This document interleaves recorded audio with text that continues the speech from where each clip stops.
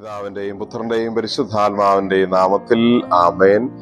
ഈശോയിൽ സ്നേഹം നിറഞ്ഞവരെ, വിശുദ്ധ യോഹന്നാൻ അറിയിച്ച സുവിശേഷം 4-ാം അധ്യായം 27 മുതൽ 30 വരെ വാക്യങ്ങളും 39 മുതൽ 42 വരെ വാക്യങ്ങളും ഇന്ന് പരിശുദ്ധ കുർബാനയിൽ നമ്മൾ വായിച്ച് ധ്യാനിക്കുന്നു. ഇന്നലെ നമ്മൾ വായിച്ച് ധ്യാനിച്ച സമറിയാക്കാരിയുമായുള്ള ഈശോയുടെ സംഭാഷണത്തിന്റെ തുടർന്നുള്ള ഭാഗങ്ങളാണ് ഇന്നത്തെ സുവിശേഷ പ്രതിപാദന വിഷയം. സമറിയാക്കാരിയുടെ സാക്ഷ്യവും ജനങ്ങളുടെ പ്രതികരണവും ഒക്കെ ഈ ഭാഗത്ത് പ്രത്യേകമായി നമ്മൾ കാണുന്നു. സമറിയാക്കാരി തൻ്റെ അടുത്തുള്ള ഗ്രാമത്തിൽ പോയി പറഞ്ഞത് മൂലം പലരും ഈശോയെ കാണാൻ വന്നു. അവരും ഈശോയോട് സംസാരിക്കുന്നു. ഈശോ അവരോട് സംസാരിക്കുന്നു. ഈശോയുമായിട്ടുള്ള നേരിട്ടുള്ള ആ അനുഭവം പലരും ഈശോയിൽ വിശ്വസിക്കാൻ കാരണമായി എന്ന് സുവിശേഷം തുടർന്ന് പറയുന്നു. സാക്ഷ്യങ്ങൾ എപ്പോഴും ഈശോയിലേക്ക് മറ്റുള്ളവരെ ആകർഷിക്കാനുള്ളതാണ്. അതുകൊണ്ട് തന്നെ ഈ രണ്ട് അനുഭവങ്ങളും നമ്മൾ ഓരോരുത്തരുടെയും ജീവിതത്തിൽ ഉണ്ടാവേണ്ടതാണ്. എൻ്റെ ജീവിതം മറ്റുള്ളവർക്ക് ഈശോയിലേക്ക് എത്താനുള്ള ഒരു സാക്ഷ്യമായി മാറണം.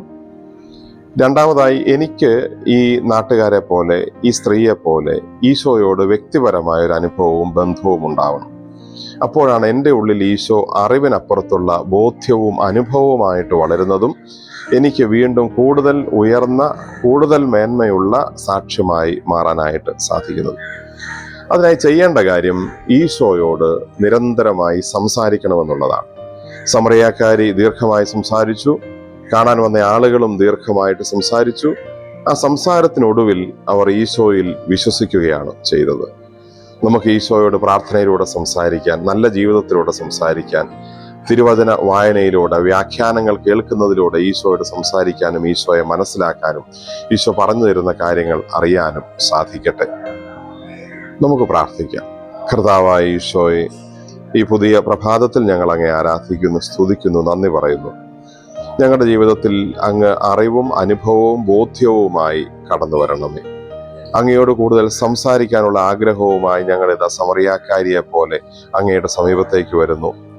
ഞങ്ങളുടെ മനസ്സിനെ അങ്ങയുടെ സ്വർഗീയമായ വചനങ്ങൾ കൊണ്ട്, ബോധ്യങ്ങൾ കൊണ്ട് നിറയ്ക്കണമേ.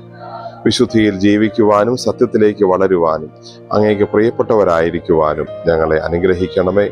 ഞങ്ങളുടെ ജീവിതങ്ങൾ മറ്റുള്ളവർക്ക് മുമ്പിൽ അങ്ങേക്കുള്ള സാക്ഷ്യമാക്കി മാറ്റുകയും ചെയ്യണമേ. നമ്മുടെ കർത്താവ് ഈശോ മിശിഹായുടെ കൃപയും പിതാവായ ദൈവത്തിന്റെ സ്നേഹവും പരിശുദ്ധാത്മാവിന്റെ സഹവാസവും നാം എല്ലാവരോടും നമ്മുടെ എല്ലാ പ്രവർത്തനങ്ങളോടും കൂടെ ഉണ്ടായിരിക്കട്ടെ, ഇപ്പോഴും എപ്പോഴും എന്നേക്കും. ആമേൻ. ഈശോ മിശിഹായ്ക്ക് സ്തുതിയായിരിക്കട്ടെ.